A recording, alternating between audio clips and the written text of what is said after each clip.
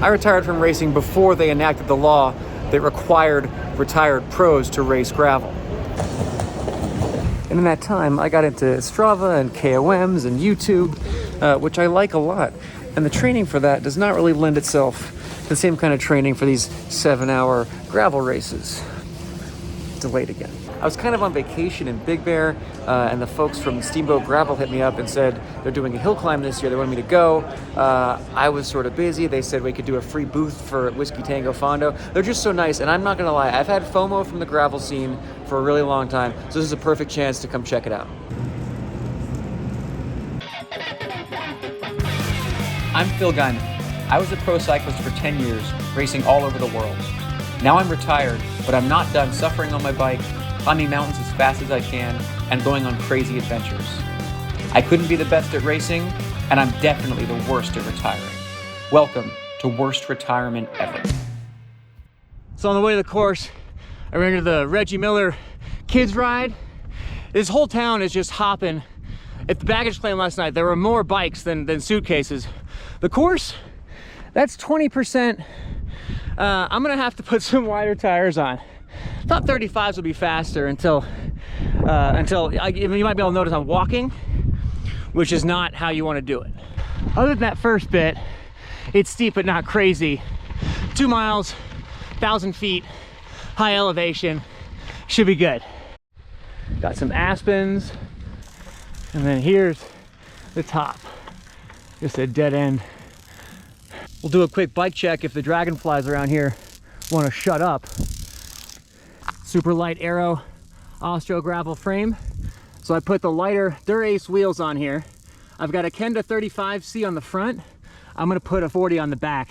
I'm gonna need it. Otherwise, GRX 34 in the back, 31 in the front. Speedplay Wahoo pedals. So it's light, it's fast. We'll see if I can make it grippy enough. Also see if I can get down this alive. It's funny how I'm still more comfortable on trails on my gravel bike with the drop bars than I am on a mountain bike. I'll get there. So we opened registration for Whiskey Tango Fondo. We're capping it at 500 people, so hurry up and sign up for that. Spent the whole day hanging out at the expo festival thing.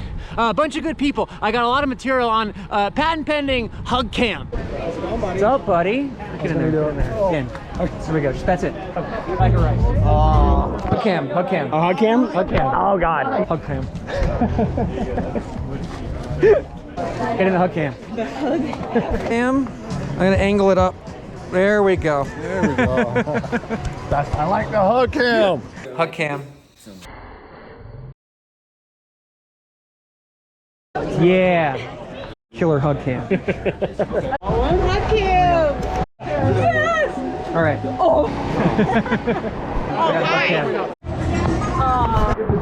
Hey, buddy. No, hug cam. There we go. Yeah, buddy. Come on in. Come on in.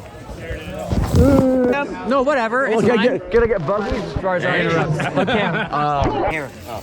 Doing hug cam. What's up? It's been a while. How we doing? Yeah.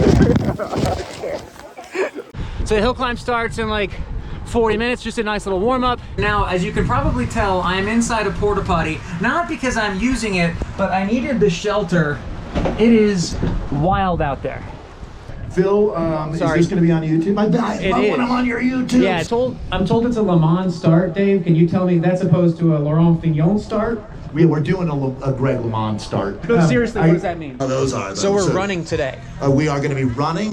So right on schedule, the skies cleared up and we cruised over to the start line. Everyone set their bikes in a rack and then stood like 100, 150 meters away for the Le Mans start.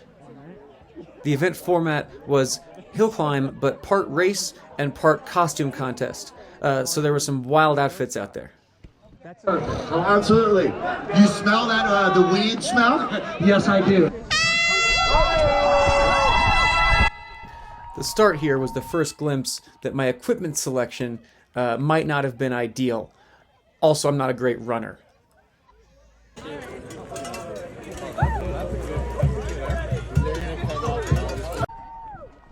Luigi seriously was hauling ass. I think if I had more experience in mountain bike racing or in any kind of starts like this, I might have had a better idea where to rack my bike. As it was, I got stuck in traffic in that part after already losing some ultimately critical spots on the run. From the beginning steep bit, where I was worried about my tires, the real issue, of course, was traffic.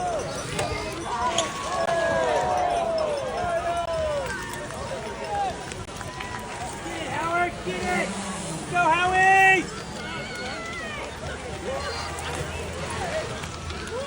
Yeah, baby!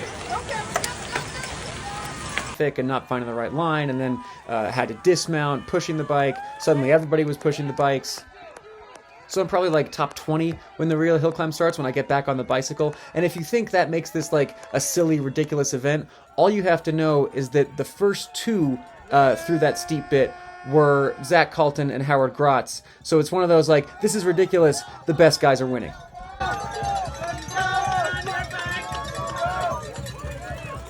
Yeah! Come on, go!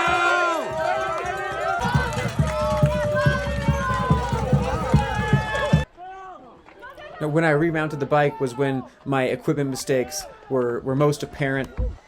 I'd ridden it that morning. You'd be surprised how well Speedplay pedals do in dust and sand. I did that whole kill fill event with Howes and Keel, and you just kick them clean. It's not that bad. And it wasn't a problem that morning either. It was a problem when they were completely caked in mud. So when I got back on the bike, I tried to kick them clean. A couple times I kind of rubbed my fingers in there to get it going, but no luck at all. My choices were either lose time to try to actually clean my cleats and get off the bike, or just push down and not pull up and hope I don't fly off the pedal too much. It's also impossible to get annoyed or frustrated at equipment in a situation where I'm wearing a speed suit and I'm slowly gaining on Pete Stetna dressed as Wonder Woman. This is the front, Pete? No, Howie's up. I'm gonna get your balloon. Do it, you won't. Oh, you got it! Nice work. I really appreciated the irony, and this is definitely like a Spirit of Gravel thing. Of all these folks, here's a highly researched carbon fiber Factor Austro gravel. I actually put thought into my tire pressure for this event. Not to mention I got on a plane. I don't have a power meter on this bike, so I can't share my Chapeau power file. But you can see my heart rate is pegged. So this dichotomy of like serious athletes who trained hard, who work hard, and all this nice stuff, combined with they're all dressed like idiots and not taking it too seriously. I just tried to soak that up and push hard and be part of it. Did we train all those years so we can be fast and try to beat each other? Or did we train so we can have fun on bikes at 170 beats a minute? Or can it be both? By the last little bit, I couldn't see anybody behind me or in front of me. I placed 5th, which is fine. There was only one way down, so at the top, all the riders sort of hung out and chatted for a while. That was sort of fun. And then we cheered on the last finisher together. Got it. Everyone rode the downhill together and kept it safe, but I was kind of in a rush looking forward to the Whiskey Tango Fondo whiskey tasting that we had set up. We had a little bar set up in the finish area. So I had a Woodinville Old Fashioned from the WTF booth, and then gave one to Valtteri Bottas.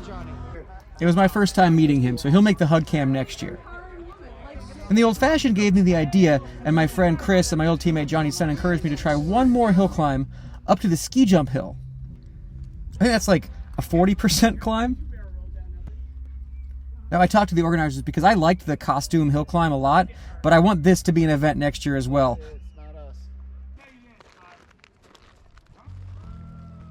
Like who can get up the farthest. I'll see if they'll let me and the Whiskey Tango Fondo host that. It doesn't hurt at all to fall on this wet straw, I promise.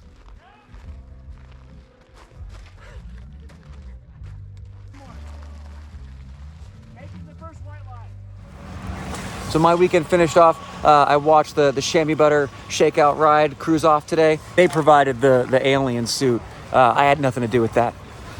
But big thanks to Steamboat for having me and all the kind folks I met and got to hang out with. Hope to see you all at Whiskey Tango Fondo next year.